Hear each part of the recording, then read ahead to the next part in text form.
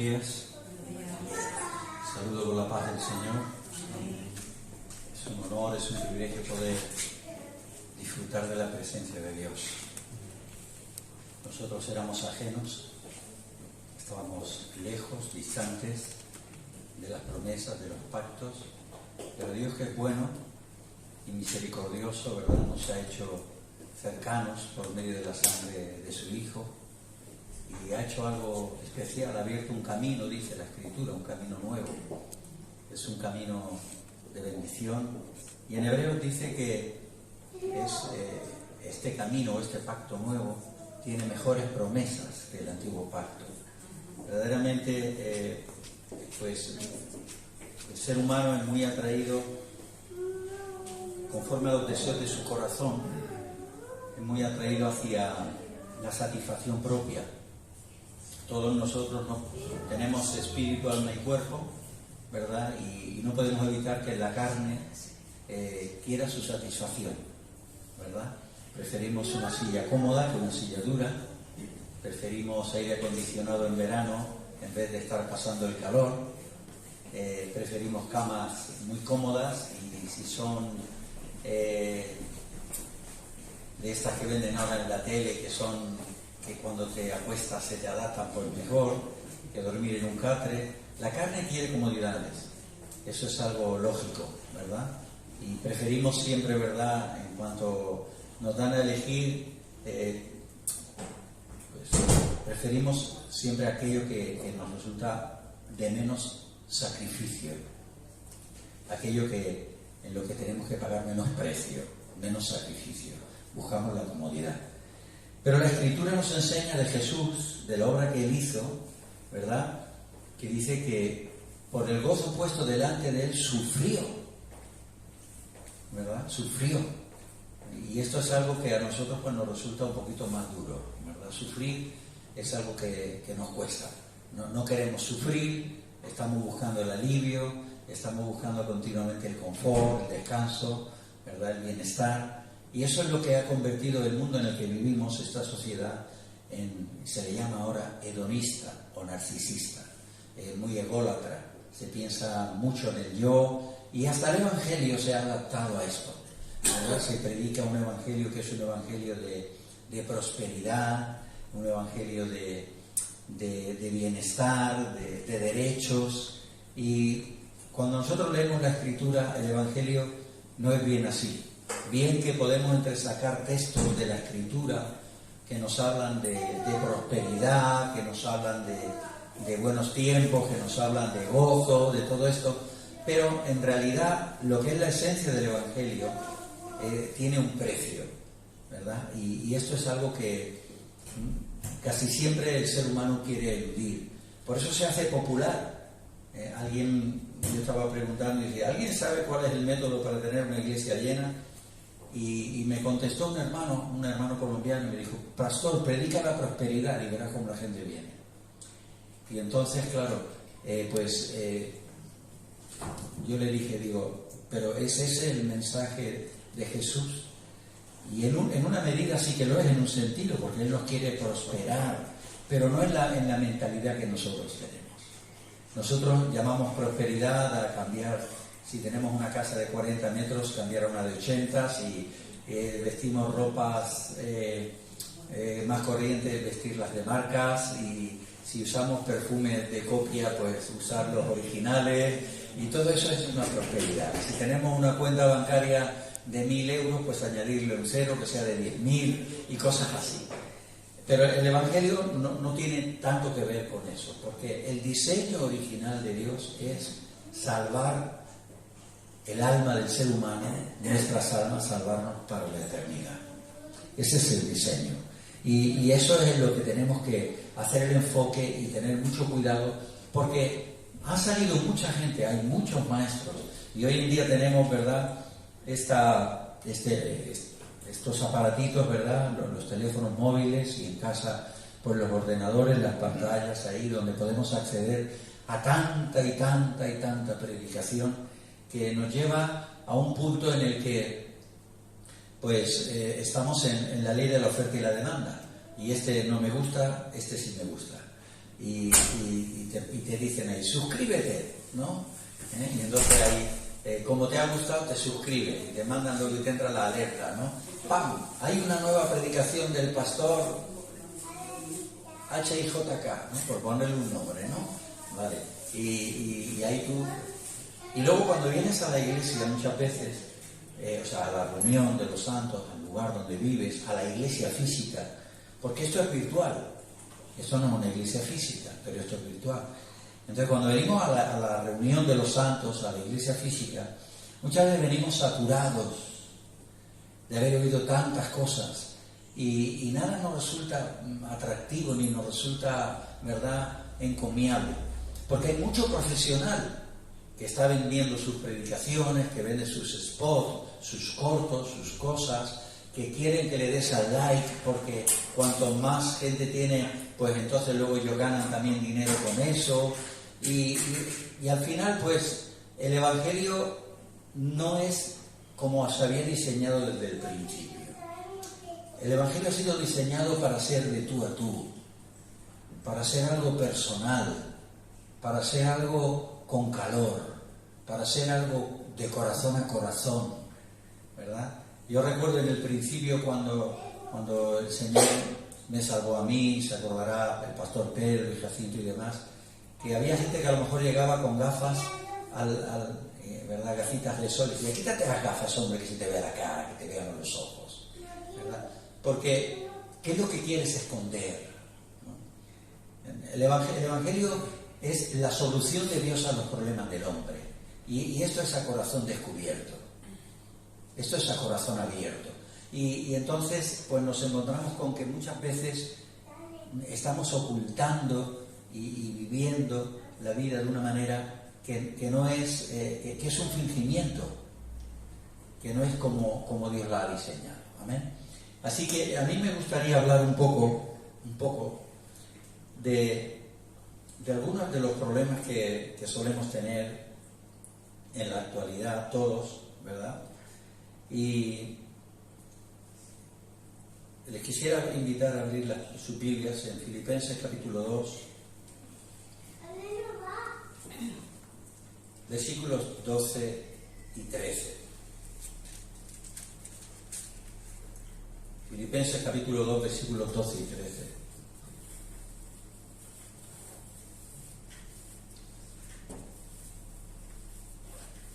Yo creo que el Señor nos quiere mover. Yo creo que el Señor nos quiere activar. Y generalmente pues nos cuesta un poco, ¿no? Y cómo el Señor pues pone métodos para activarnos, para ponernos en marcha. Dice así la palabra de Dios. Leemos en el nombre del Padre, del Hijo y del Espíritu Santo. Amén.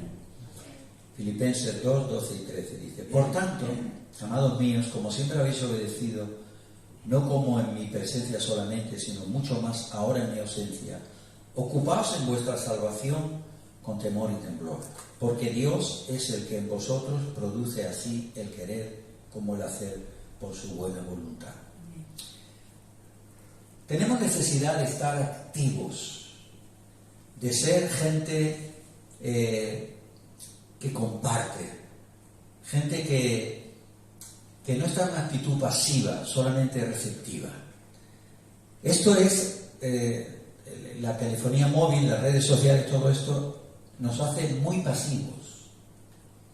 Igual como la televisión, pues los medios de comunicación nos hacen muy estáticos, muy pasivos, nos hacen muy cómodos. Pero cuando Jesús paga el precio por la salvación de la humanidad, resucita de entre los muertos y aparece a los discípulos en la última aparición, en el último momento, en Marcos capítulo 16, versículo 15 y 16 nos dice: finalmente apareció a los 11 y les reprochó su incredulidad, porque no habían creído en los que le habían visto resucitado, y les dijo: id por todo el mundo y predicad el Evangelio. O sea, el llamamiento nuestro es un llamamiento para todos, no es un llamamiento para unos pocos. Hay un llamamiento que es exclusivo, que tiene que ver con los 5 ministerios que en Efesios capítulo 4 nos describe, ¿verdad?, los 5 ministerios clásicos. Pero hay algo que es para todos, que es el ministerio de la reconciliación. Todos tenemos ese ministerio. Y el que ha sido salvado, el que ha sido perdonado, tiene alegría.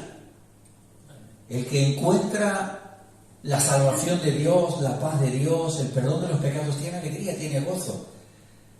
Y yo recuerdo a alguien que estaba escuchando una conversación sobre un problema que tenía otra persona en sus espaldas, y de repente dice: perdonad que me entrometa, pero mira, yo conozco un quiropráctico que si vas te va a solucionar el problema de la espalda. La persona había ido y había encontrado una respuesta, y entonces estaba recomendándolo, porque estaba contenta, lo veía fiable, lo veía confiable a ese doctor y lo estaba recomendando. Estaba hablando de un médico que le iba a, probablemente, no sé si lo haría o no lo haría, pero a ella le había ido bien y lo recomendaba. Cuando el Señor dice: ir por todo el mundo y predicar la buena noticia, ir y llevar el Evangelio, la buena noticia, a toda criatura, nos está empujando a hacer algo que debería ser natural. Es algo que debería de ser natural, el compartir con otros que hay perdón de pecados, que hay posibilidad de cambio, que ha llegado el año agradable del Señor, que hay vida después de la muerte, que hay promesas maravillosas de Dios, que Él es real, que Él las cumple. Eso es algo que debería de ser natural en todos nosotros. Pero es algo que nuestra carne se encuentra con una dificultad, y es que, hay muchos miedos, hay temores, hay vergüenzas, hay complejos, hay inseguridad, y aunque hemos creído en el Señor, y aunque hemos experimentado la salvación del Señor, el perdón de los pecados, la carne siempre la llevamos con nosotros. Yo creo que todos los que estamos aquí, creo, y si hay alguien que no lo ha experimentado, pues bueno sería que lo buscara, ha experimentado el perdón de los pecados y el gozo de Dios. Entonces, cuando experimentamos el gozo de Dios, es algo interno. Es algo interno. Dice: el día que los hagas volver de la cautividad, seremos como los que sueñan, se llenará nuestra boca de risa. Está hablando del día del perdón, el día de la liberación. Estaba hablando literalmente en principio para los de Babilonia. Los que estaban, los israelitas que estaban cautivos en Babilonia, dice: el día que nos haga volver de la cautividad, vamos a gozar. Pero eso es una sombra de lo que se experimenta cuando experimentamos la salvación del Señor, la liberación de Dios, el perdón de los pecados. Entonces,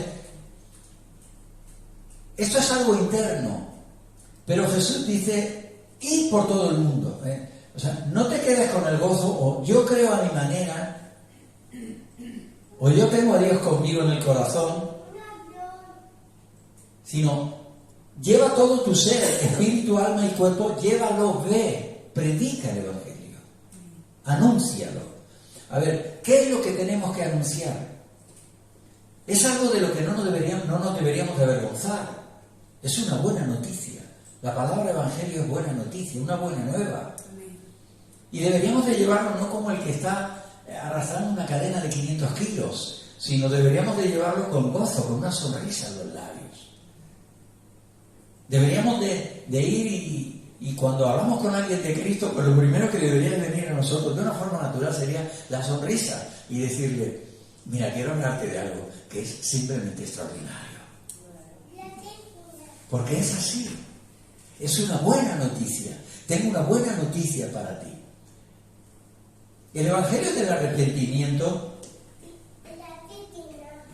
no es otra cosa que decir que Dios ha entregado una forma de cambiar para mejorar.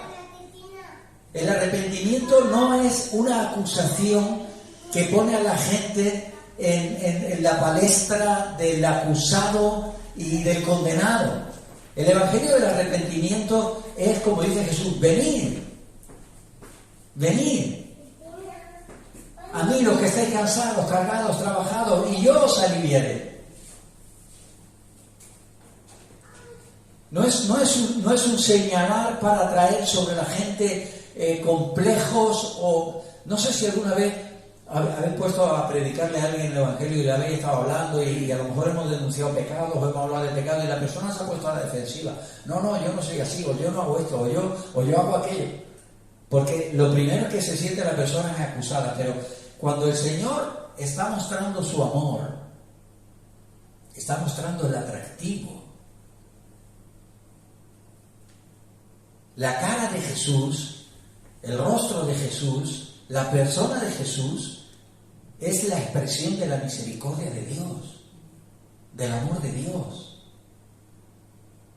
Cuando el Señor le habla a los fariseos que tenían religión, como nosotros tenemos religión, y les dice: ay de vosotros, escribas y fariseos, que diezmáis la menta, el comino y el eneldo, y os olvidasteis de la misericordia, la justicia y la fe.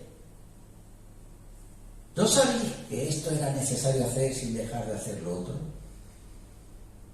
Hay algo de lo que ellos se habían olvidado, y tenían religión, pero se habían olvidado de mostrar la cara amable de Dios, que era la misericordia.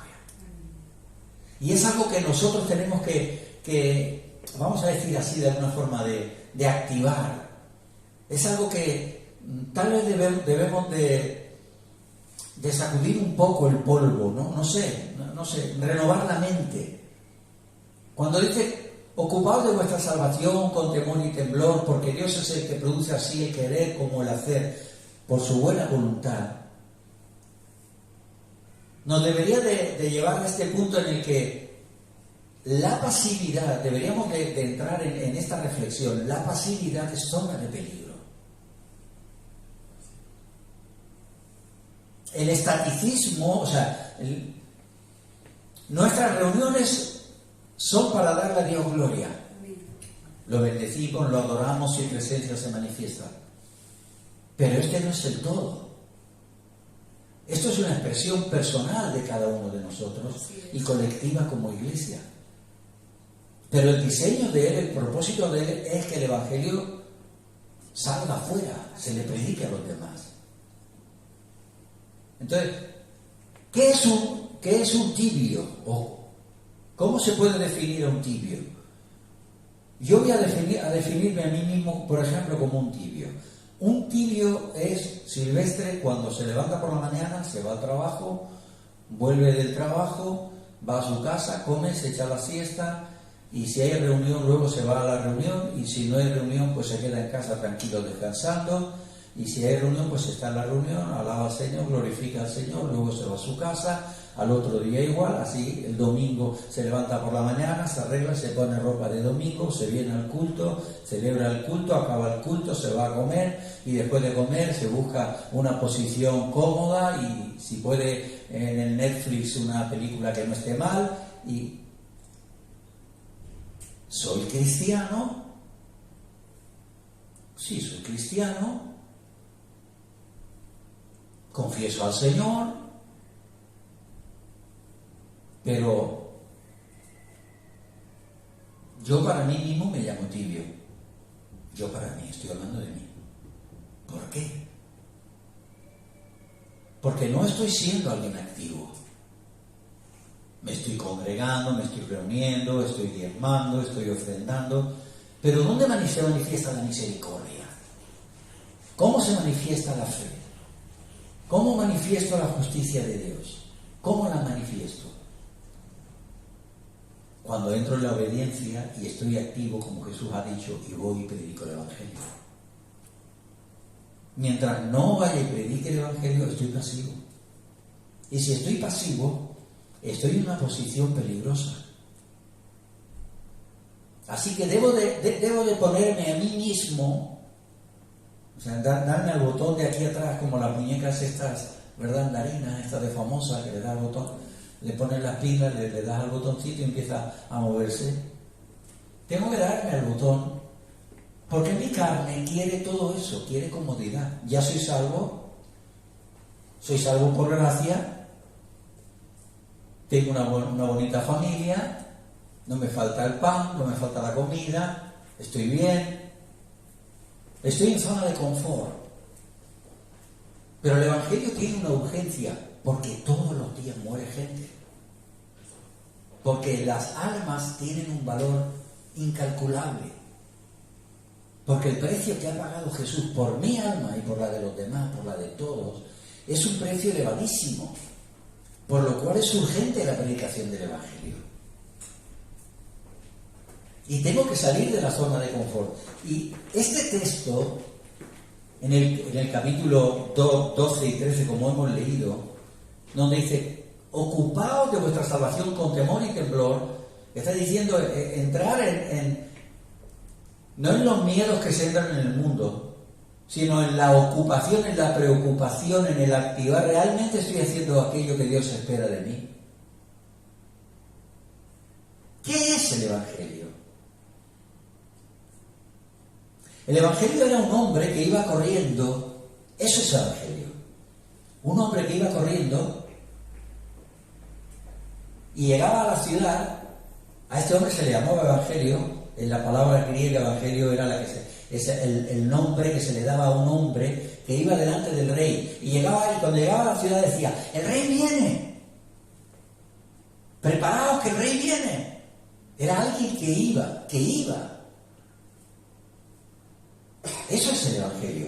El rey viene. Eso significa Evangelio.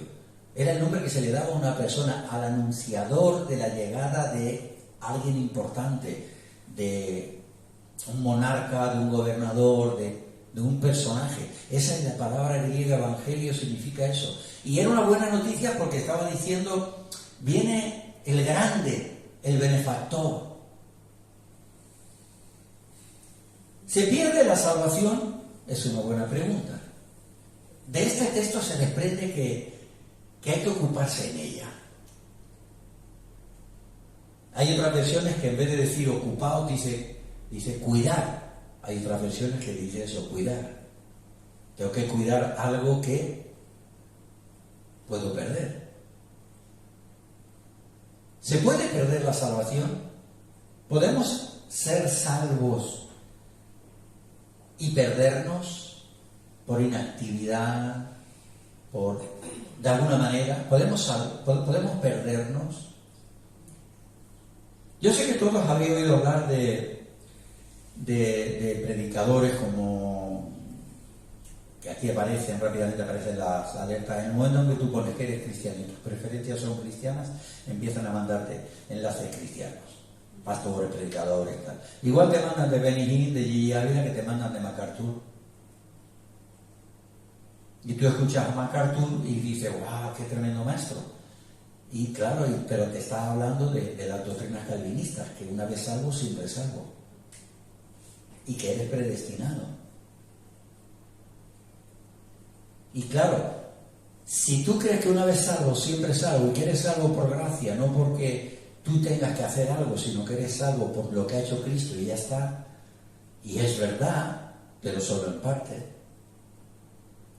pues entonces sí que caemos en esto, en el estaticismo, o podemos caer en eso, ¿verdad? En la tibieza. Podemos caer en la religiosidad. Muy fácil caer en la religiosidad. Llegar a creer que el todo es reunirnos y que es importante y que no debemos de dejar de hacerlo. Porque cuando nos reunimos, como dice el apóstol Pablo, nos estimulamos los unos a los otros a las buenas obras. Así es. Por eso es muy importante.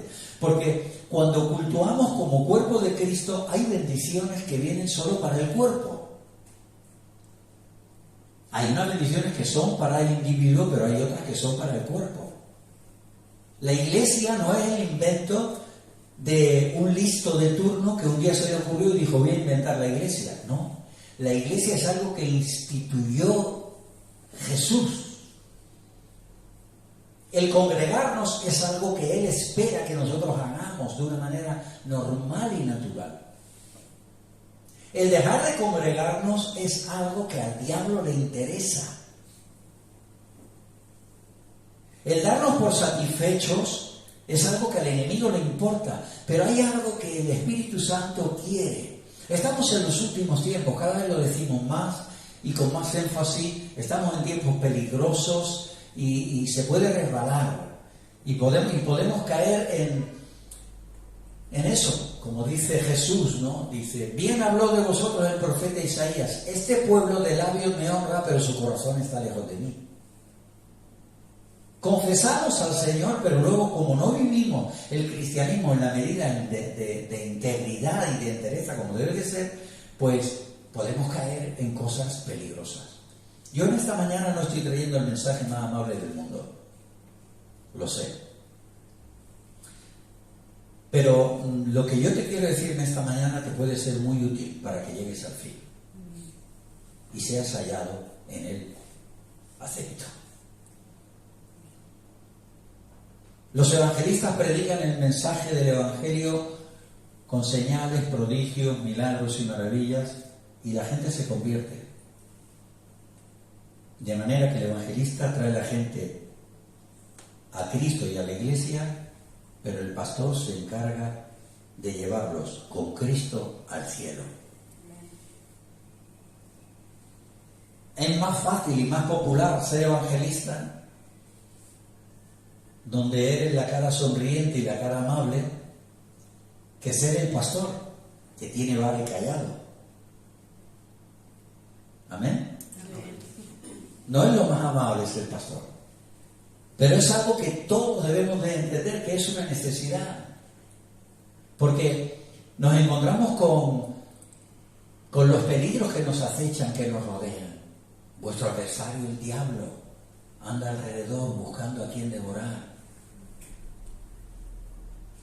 Esta serie de doctrinas que se predican y que muchas veces escuchamos todos, de que Dios es soberano y que como es soberano Él salva al que quiere y condena al que quiere, por ejemplo, que es verdad, Él es soberano,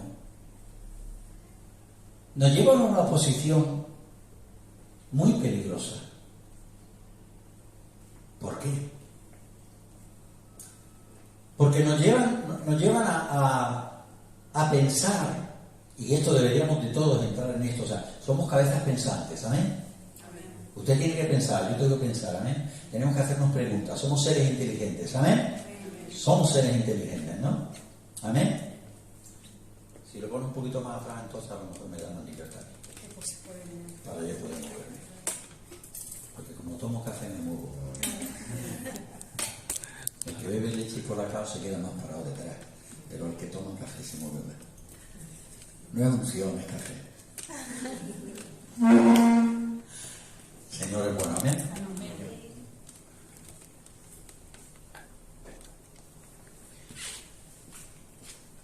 Hay una visión que es la visión de Dios desde arriba hacia abajo. La visión de arriba hacia abajo. Dios ve al hombre y decide salvarlo. Desde arriba hacia abajo, Dios es bueno.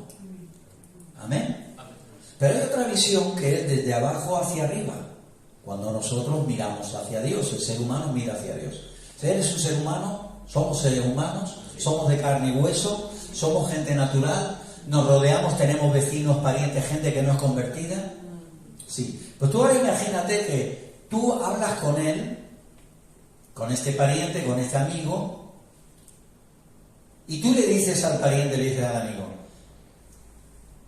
Dios salva al que quiere, porque es soberano, y el que quiere salva y el que quiere condena. Entonces el pariente, el amigo dice: pues nada, esperaré que me salve. Puede decir eso, ¿no? Tal vez por el atractivo del Evangelio, pudiera incluso llegar a pensar que vale la pena acercarse a Dios. Por el atractivo, por lo místico, por lo misterioso. La Biblia es misteriosa.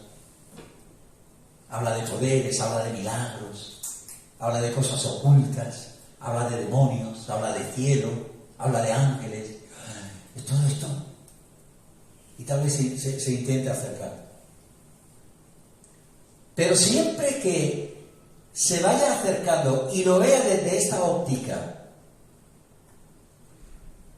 de que Dios salva a quien quiere y a quien quiere condena, cuando se acerca, se está acercando a un ser que desde su visión no es bueno. Porque hay algo que es la justicia, y el ser humano tiene sentido común y sentido de equilibrio y sentido de la justicia. ¿Dios es justo? Entonces, si es justo, dará a todos oportunidad. Entonces, Dios no solamente es bueno desde arriba hacia abajo, y es justo desde arriba hacia abajo, pero tiene que serlo desde abajo hacia arriba. Y esa es la verdad. Dios es bueno desde aquí hacia arriba. Y Dios es justo desde aquí hacia arriba. Y es misericordioso desde aquí hacia arriba, desde el hombre natural. Desde el hombre natural. Nosotros tenemos que llegar a esta conclusión y tenemos que enseñarle a la gente y predicarle a la gente y decirle: Dios es bueno, como estábamos hablando todo el tiempo. Dios es bueno, Dios es misericordioso, Dios es santo, Dios es justo. No podemos enseñar que una vez salvo, siempre salvo, que la salvación no se pierde, como algo en lo que hemos entrado y ya estoy en una barca de la que no puedo salir.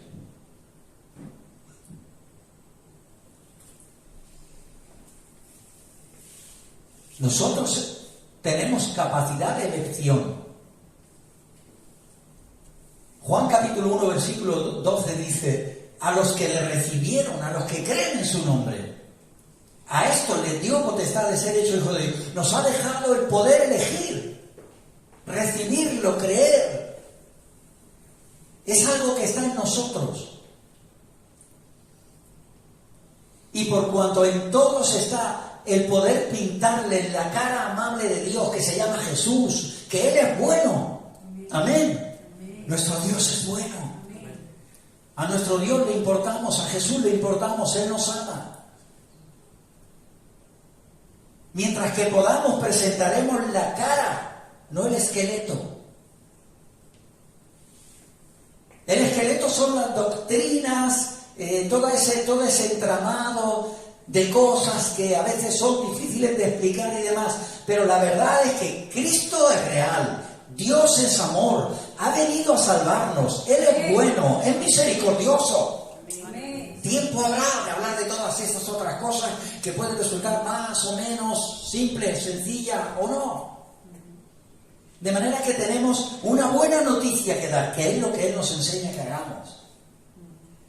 Y cuando nosotros nos estamos ocupando de nuestra salvación con temor y temblor, nos estamos ocupando de dar, de agradar, de hacerlo de una forma fina, de una forma, ¿verdad?, completa, de una forma integral, pues entonces se produce en nosotros, lo produce ese hecho de que estamos cuidando de nuestra salvación con temor y temblor, se produce en nosotros las ganas de ir.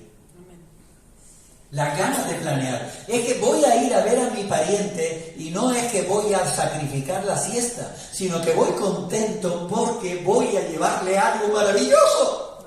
Y vale la pena. Y me voy a tomar un café con leche y una magdalena y le voy a hablar del amor, del Dios bueno, de la gracia, de la misericordia. Se produce una actitud distinta. Yo estoy ocupándome de mí y me lleva a ocuparme de ti. ¿Entendemos esto? Es muy importante, muy, muy importante que nosotros estemos activos, porque se puede reparar, se puede caer. Hay tantos textos en la palabra de Dios que nos hablan de ello. Hay tanta Biblia que nos habla de ello. Y hay tanta gente que ha caído en las redes de estas cosas que al final no ayudan. Yo estoy feliz de seguir a Jesús. Amén. Estoy contento de aprender de Él, porque mi alma haya descanso, porque me hace pensar en mi prójimo. ¿Cuál es la salvación? En Isaías, en el capítulo 1 de Isaías, le dice a los israelitas algo que a nosotros creo que también nos dice, porque Jesús habla de ello también. Pero vamos a mirarlo como lo dice en Isaías, por favor. Isaías capítulo 1.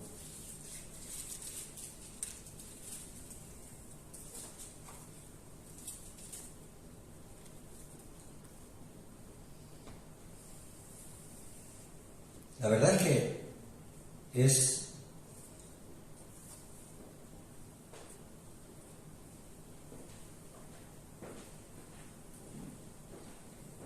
desde el capítulo 1, desde el versículo 1. ¿Tienes ahí tu Biblia?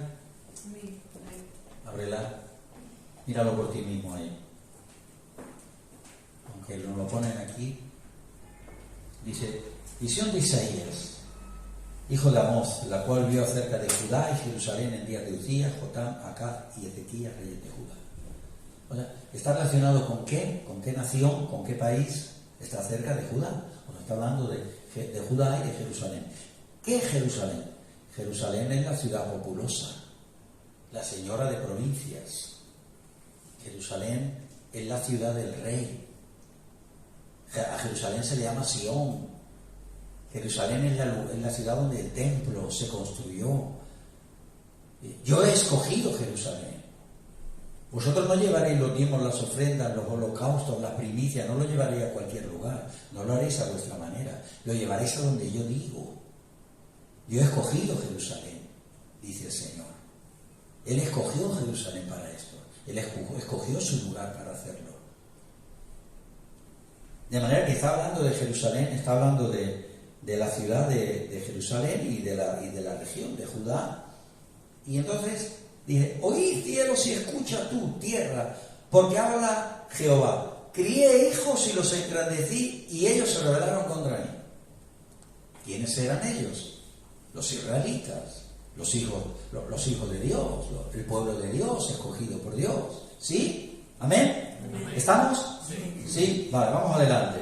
Entonces dice, el buey conoce a su dueño y el asno el pesebre de su señor. Israel no entiende, mi pueblo no tiene conocimiento. ¿De qué no tiene conocimiento? De Dios. Es como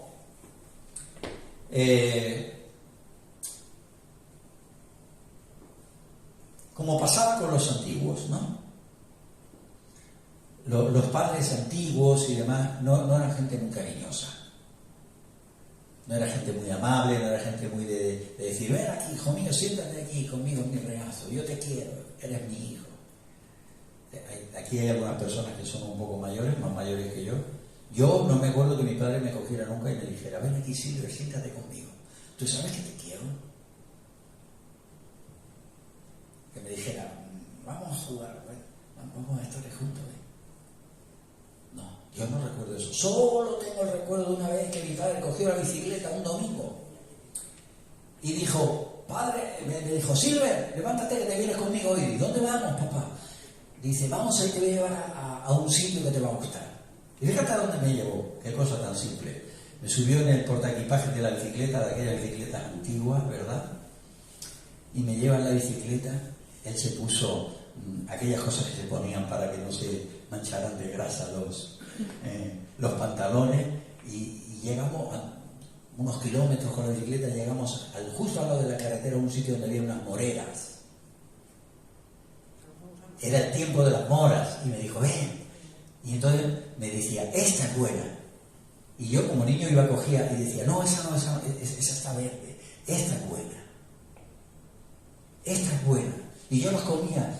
Y eso ha quedado en mi retentiva, en mi memoria. Ha quedado como queda en nosotros, en la memoria, queda el guiso que hizo mamá, que luego cuando te casas lo hace tu suegra o lo hace tu mujer y no sabe igual. Le ponga lo que le ponga, le enriquezca, le añada lo que quiera, pero lo que hizo tu madre te quedó ahí grabado. ¿Cuándo quedó eso? Los olores entran por la nariz y llegan a un lugar que activan las feromonas que dicen, se llaman las hormonas de la felicidad. Entonces, eso entró, pues, ¿verdad? Por ahí, por el paladar entró. Esa sensación, estás viendo la cara de tu madre, te está dando seguridad, la cara de la mamá, el guiso que te ha puesto delante, te lo estás comiendo y se ha quedado sabor ahí. A mí me pasó eso con las moras, pero solo recuerdo eso de mi padre. De decir, una experiencia con mi padre agradable, que tu padre te llevara alguna vez. Otra vez me fui con él y fuimos a coger higos chumbos. Y volví todo lleno de pinchas. Ahora, si alguien me preguntara a mí y me dijera, ¿conoces a tu padre? Yo quiero llegar a algún lugar. No crean que es que me he despistado y me he salido del texto y de la cosa, no. Yo quiero llegar a algún lugar. ¿A dónde quiero llegar? A ver. Comúnmente, como se habla comúnmente, sí conocí a mi padre. Pero hablando en el sentido de lo que Dios está esperando de su pueblo con él, yo no conocía a mi padre. Solo lo identificaba. Yo podía identificarlo y distinguirlo entre otros. Este es mi padre y ese no. Ese es mi padre. Mira tu padre fulano. Tal. Pero ¿conoces a tu padre? Mi suegra decía, ¿conoces a fulano? Sí, lo conozco. ¿Lo has tratado? No, entonces no lo conoces. La distancia nos hace identificar las cosas. En la cercanía, la palabra conocer bíblica es la palabra para relación sexual. Y cuando habla de conocerme, dice venir a mi corazón, venir a la intimidad conmigo. Ahora, este pueblo lo conocía, Dios está diciendo aquí en el libro del profeta Isaías, estamos hablando, el buey conoce a su dueño y el asno el pesebre de su señor. Israel no entiende, mi pueblo no tiene conocimiento. ¿Conocimiento de qué? De él. Versículo 4, siguiente versículo dice, oh gente pecadora, pueblo cargado de maldad, generación de malignos, hijos depravados, hijos pero depravados. Dejaron a Jehová, provocaron a ira al santo de Israel, se volvieron atrás. Continúa diciendo, y entonces en el versículo 5 dice, ¿por qué querréis ser castigados aún? ¿Todavía os rebelaréis? Toda cabeza está enferma y todo corazón doliente. Continúa diciendo, desde la planta del pie hasta la cabeza no hay en él cosa sana, sino herida, hinchazón y podrida llaga. No están curados, ni vendadas, ni suavizadas con aceite las heridas. Está hablando, vuestra tierra está destruida, vuestras ciudades puestas a fuego, vuestra tierra delante de vosotros comida por extranjeros y asolada como asolamiento de extraños.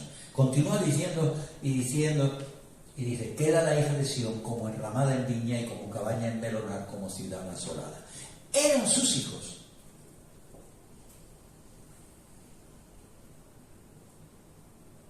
Pero solo tenían religión. Siguiente versículo 9. Si Jehová de los ejércitos no nos hubiese dejado un resto pequeño, como Sodoma fuéramos y semejantes a Gomorra.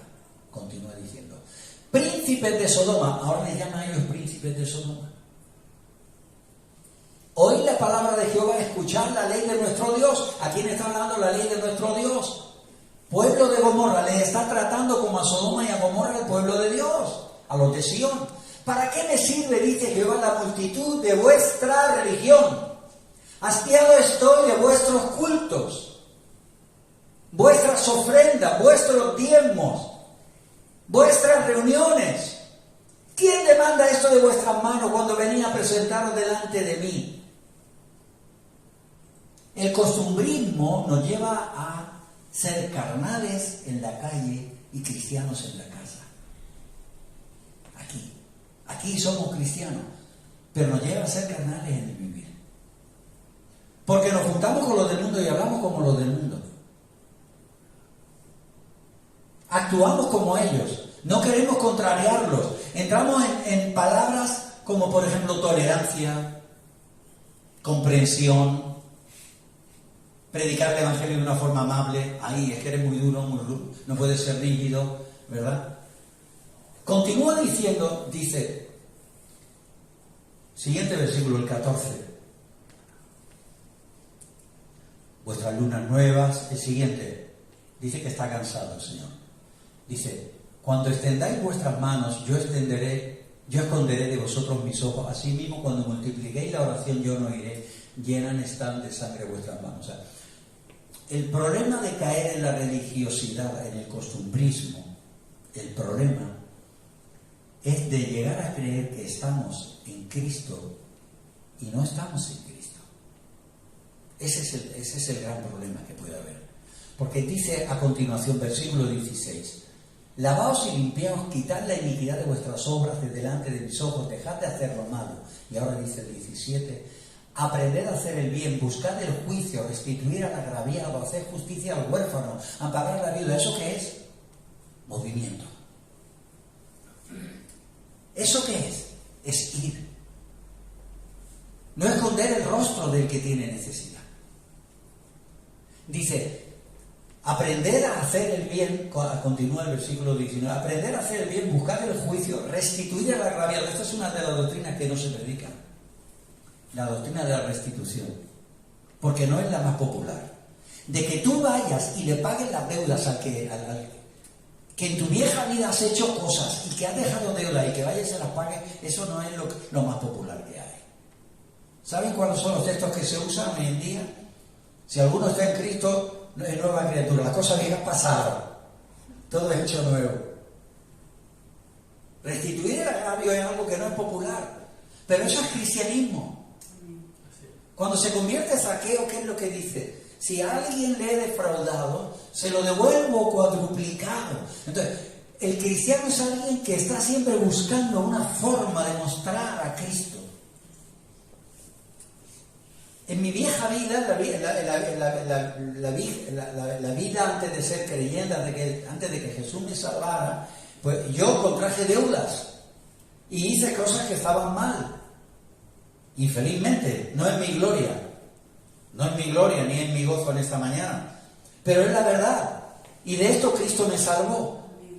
Entonces, había un hombre que tenía un kiosco a quien yo le tenía una deuda, yo tenía una deuda contraída con él, y cuando fui le dije, vengo a pagarte. Me dice él, así con los ojos, ¿qué ha pasado? Yo vengo a pagarte porque Cristo me ha salvado, ha cambiado mi vida. Ha perdonado mis pecados, y quiero que sepas que Él también puede perdonar los tuyos y salvarte a ti. Yo no te iba a pagar. Se convierte en una oportunidad la restitución del agravio. Te peleaste con alguien, dejaste de hablar con alguien. A todos nos han hecho daño y todos hemos hecho daño. Y quien nos ha hecho daño es alguien de cerca, es nuestra familia. Pero ir y llamarle y decirle... El otro día me decía una hermana, dice, para ti tú caminas por la calle y vas pensando, si encontrara a fulano, pero yo, mi familia me decía, la tengo en Venezuela, no puedo pensar así. Digo, sí, pero puedes pensar, ¿cómo conseguiré el número de teléfono? Y llamar por teléfono y decir, mira, cuñada, lo siento de verdad, lo hice con todo mi corazón. Tenía muy mala leche, estaba muy enfadado, muy enfadada, estaba muy mal, de verdad, lo hice con todo mi corazón. Te quería ofender. Os digo una cosa, cuando se pide perdón, mejor más que menos. Y cuando se pide perdón, no lo justifiquemos. Es que tú me dijiste no. Es que tú dijiste no. Si pides perdón, pide perdón. Y le dicen, y quiero que sepas que lo hice de verdad. Pero estoy arrepentido y te pido perdón. Y le das a Cristo la oportunidad de que hable por tu boca. Dice la Escritura, vestíos de Jesucristo. ¿Cómo me he visto de Cristo? Así, perdonando y pidiendo perdón. ¿Cómo me puedo vestir? Entonces, dice, restituir al agraviado. Solo nos duele el daño que nos hacen, el que hacemos le duele al otro, no a nosotros. Pero si comenzamos a calcular y a pensar en la gente que se ha enojado, se ha enfadado, y a pensar por qué lo hizo, entonces descubrimos que nuestra lengua también era lengua de aspi. que alguna vez soltamos la palabra y sacamos la lengua de paseo y no era una lengua así bífida como la de la serpiente que hace... No, era un látigo que se tendió y llegó y le pegó ¡pam! ¿Sí o no? ¿Estáis de acuerdo conmigo o no? ¿Estáis de acuerdo conmigo? La restitución del agravio es una predicación del Evangelio. Continúa ahí en la siguiente frase: hacer justicia al huérfano, amparar a la viuda. Amparar a la viuda, hacer justicia al huérfano. Está hablando de la gente desamparada. Hoy en día el mendigo, el sin techo. Buscarlo. Por cuanto estuve desnudo y me cubriste. Eso es evangelio. Si no se hace eso, no hay evangelio.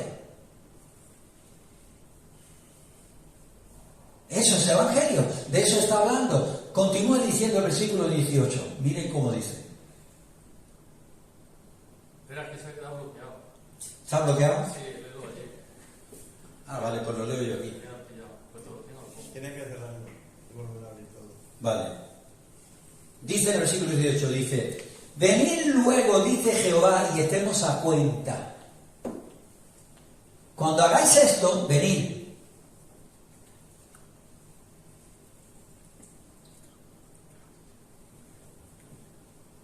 Le das de comer al que tiene hambre, le das abrigo al que tiene frío, te ocupas del huérfano, de la viuda, del prójimo, dice el Señor. Y cuando lo hagáis, entonces vienes.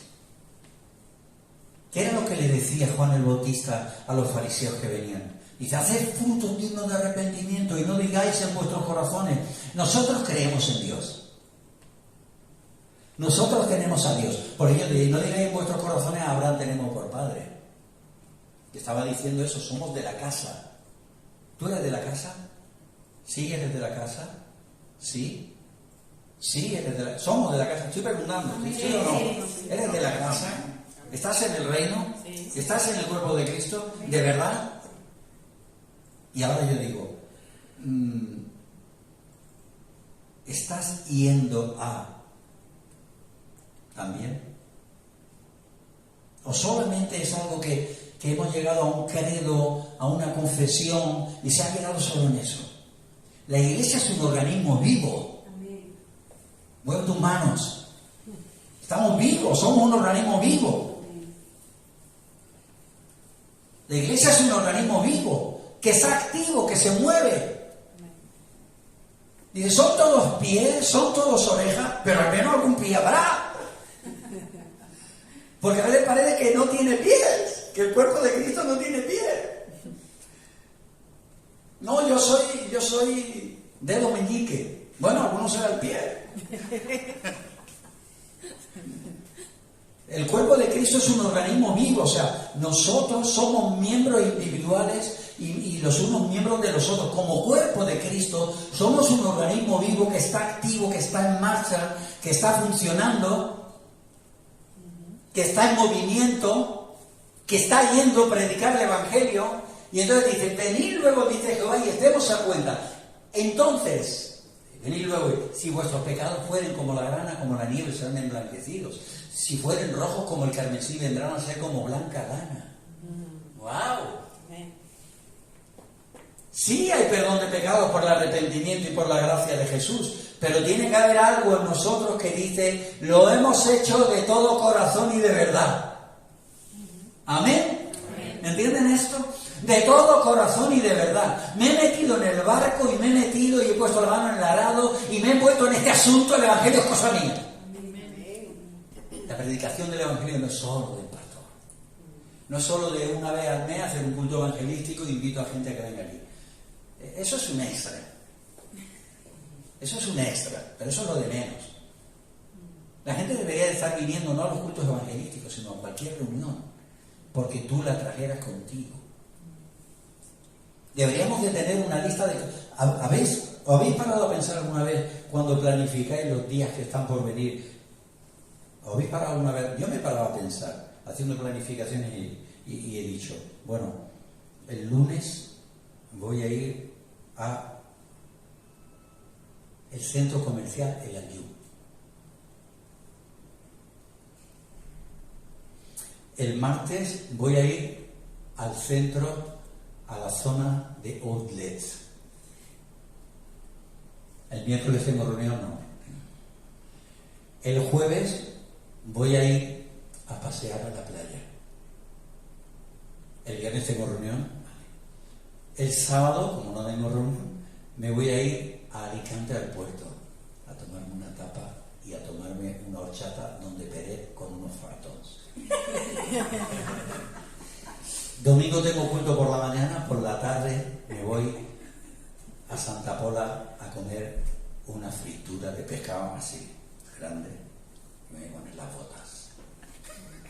Bueno, yo he hecho a veces el plan, pero en vez de poner todas esas cosas, he puesto, el lunes voy a la casa de, voy a poner nombres ficticios, Juancito. El martes voy a ir a ver a Pepita. Pero a este tengo que ponerlo entre paréntesis porque tengo que contar con mi mujer para no ir solo. Tenemos que ponernos de acuerdo. Voy a ir a dar una vuelta por la calle, tengo que patear la calle para ver si encuentro alguno que está por ahí descarriado. El miércoles, buen día, antes del culto.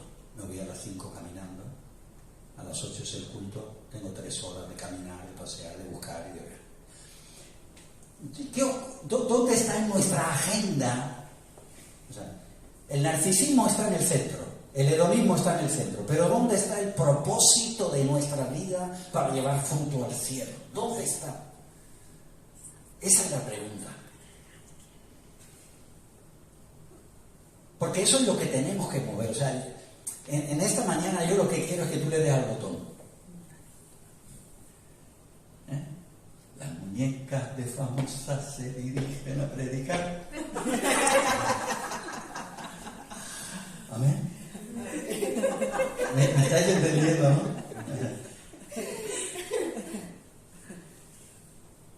Ocupémonos de nuestra salvación con temor y temblor. Busquemos el estar activos, el estar en funcionamiento, el ser realmente una bendición. Hay un pastor que me llama y me dice: pastor, cada vez que oigo tu voz me da gozo. Y yo le digo: oye, a mí me da gozo que me digas que te da gozo. Provocar en los demás el bienestar, la sonrisa, la amabilidad, no sé, buscar formas de... A veces es tan simple. Cuando se habla del Día de los Enamorados, dice: hay que estar enamorado todos los días del año. Y el que se espera a decirle te quiero en el Día de los Enamorados es porque ni está enamorado ni nada, solo es peripe. Eso es todo un puro cuento. Porque el amor se tiene que estar manifestando todos los días y tiene que ser algo que no hay que desempolvar el día 14 de febrero, que es el día del tipo ese que está enterrado en una urna ahí en Madrid, San Valentín, los huesos de ese santo, ¿verdad? El día que hay que hacerle culto al muerto. Algo está prohibido por la palabra de Dios, de hacer culto a la idolatría. Y entonces, yo no haré. Es mi marido que quiero, pero es San Valentín. Sí. Indirectamente estás adorando a los ídolos y a los muertos y te estás dando culto. No es así. O sea, las cosas hay que hacerlas de esa manera, ¿verdad?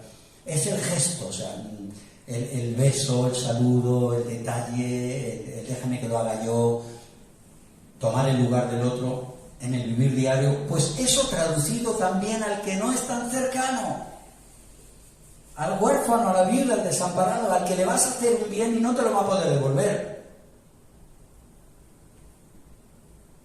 Es planificar pensando en los demás, en los que se pierden, en los que no tienen a Cristo, en los que están engañados en sus cosas. No sé si quiero que por un momento reflexionemos sobre esto.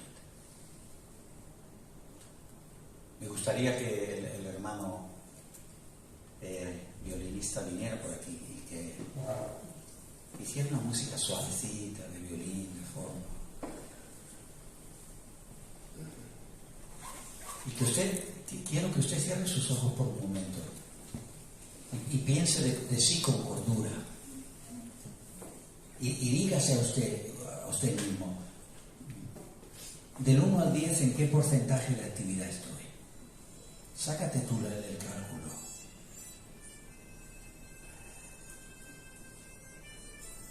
¿Estás al 10? estás al 9, estás al 8. ¿En qué porcentaje estamos? Es un buen cálculo para impulsarnos a nosotros mismos, para animarnos, para ir y hacer el bien. La iglesia son los brazos de Cristo en la tierra. Tú y yo somos la expresión de su corazón, de su amor. Nosotros somos su misericordia. Él no va a bajar del cielo a dar una limosna. Nos ha puesto a nosotros para ello. Somos nosotros los que tenemos que hacerlo. Los verdaderos servicios sociales no son los que vienen desde el ayuntamiento ni desde un ministerio dispuesto por el Ejecutivo de la Nación, sino los verdaderos servicios sociales en la Iglesia de Jesucristo, porque lo da y lo hace con amor. Que al mismo tiempo que da el pan y predica el Evangelio, da una caricia. Tú y yo somos el cuerpo de Cristo, somos la Iglesia. Vistámonos de Jesucristo, de entrañable amor, de misericordia. El Evangelio es práctico. Que cuando nos digan religiosos, tú digas, será otro, yo no. Yo voy más allá. Yo ando la segunda milla. Yo miro a través de mi ventana hacia afuera y pienso en el que pasa frío. Pienso en el que está en la cárcel.